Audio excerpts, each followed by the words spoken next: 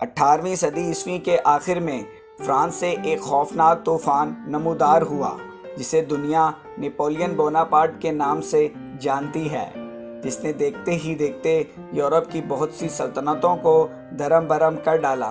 بعض موقعوں پر بچوں اور عورتوں کو بھی خون میں نہلانے سے گریز نہ کیا گیا۔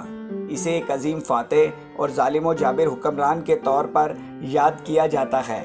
نیپولین 1759 عیسوی کوساکا نامی جزیرے میں پیدا ہوا۔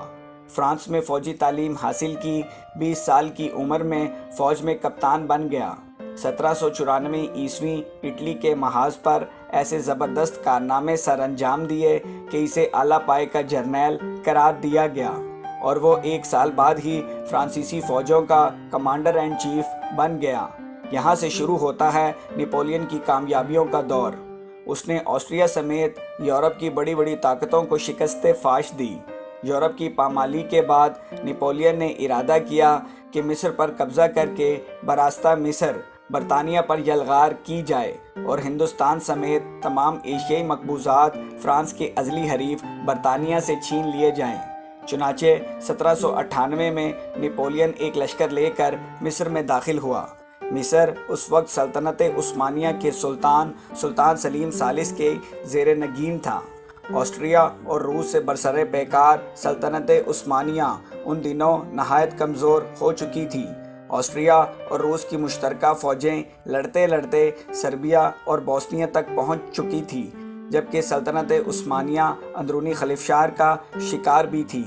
یہ حالات نیپولین کے لیے انتہائی سازگار ثابت ہوئے اور وہ قسطنطنیہ پر قبضے کا خواب لیے فرانس سے نکلا۔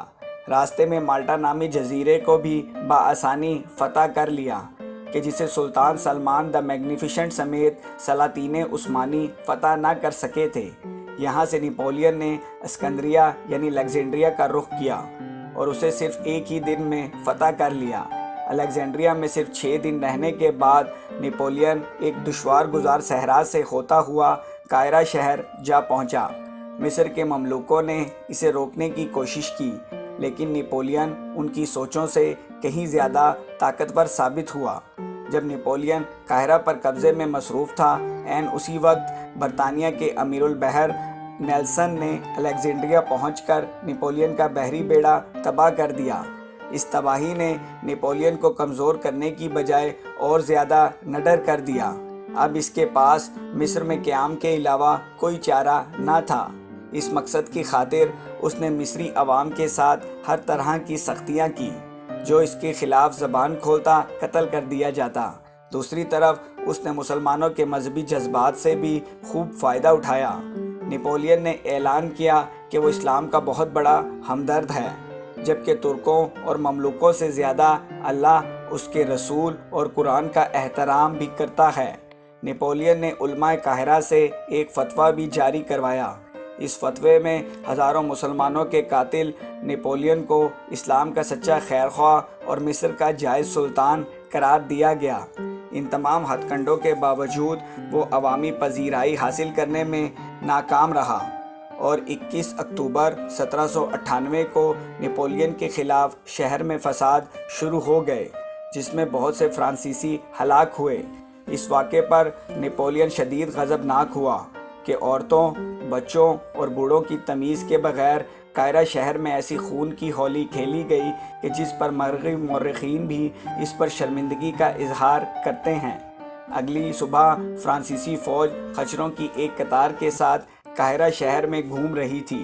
ان خچروں میں سینکڑوں بورے لدے تھے اور ان میں سینکڑوں مسلمانوں کے کٹے سر تھے۔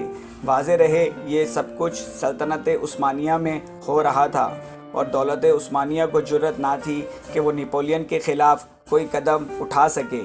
یہ ان دنوں کی بات ہے جب ہندوستان پر انگریزوں کے مکمل قبضے کے خلاف ٹیپو سلطان آخری چٹان بنے ہوئے تھے۔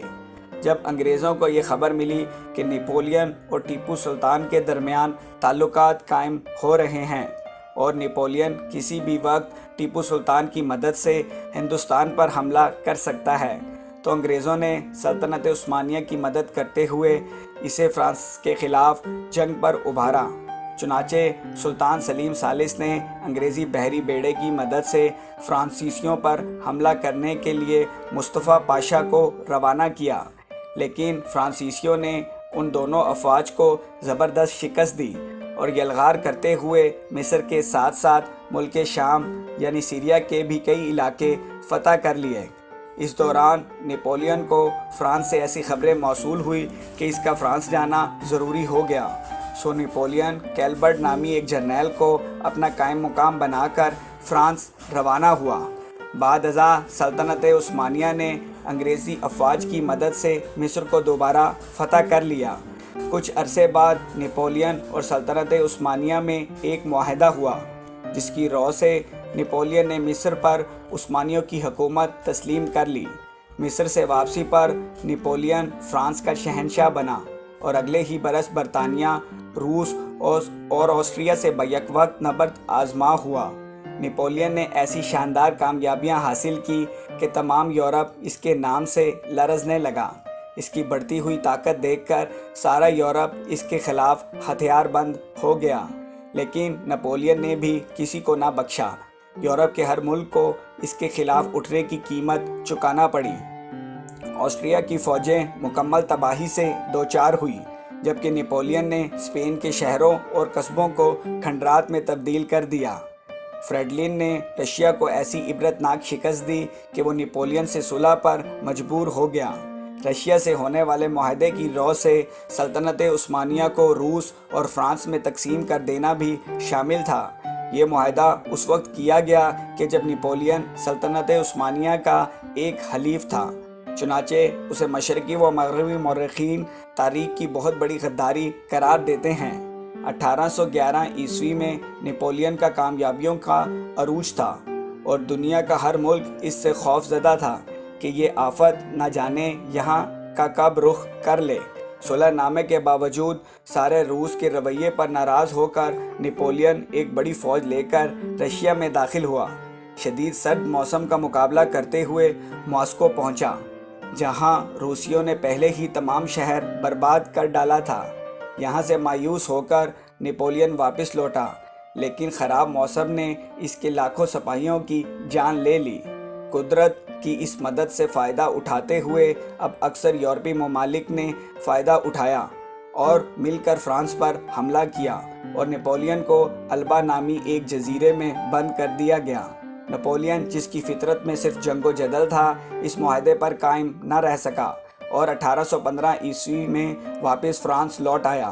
اب اتحادی افواج اور نپولین کے درمیان واٹر لو کا آخری اور تاریخی معرکہ ہوا کہ جس میں نپولین کو ہزیمت اٹھانا پڑی اور اسے گرفتار کر کے سینٹ ہیلینا کے ایک جزیرے میں قید کر دیا گیا، جہاں 6 برس تک قید و بند کی مصیبتیں برداشت کرنے کے بعد وہ مر گیا۔